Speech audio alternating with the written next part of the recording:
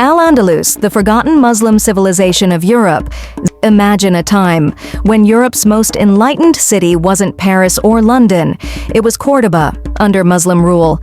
In the year 1000, Cordoba had over 500,000 people. It had paved streets, streetlights, hospitals, and public baths, at a time when most of Europe lived in wooden huts.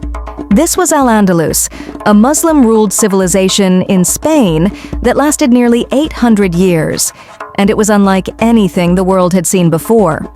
Here, Muslims, Jews, and Christians worked together, not in war, but in scholarship. They translated Greek, Persian, and Indian knowledge into Arabic, and later Latin.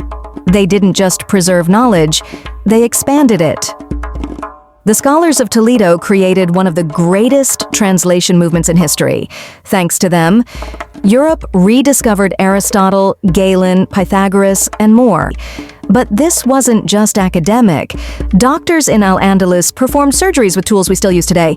Mathematicians refined algebra, engineers built water clocks, irrigation systems, and even indoor plumbing. There were women scholars too, like Lubna of Cordoba, who managed royal libraries and wrote poetry and mathematics. The Great Mosque of Cordoba wasn't just a place of worship.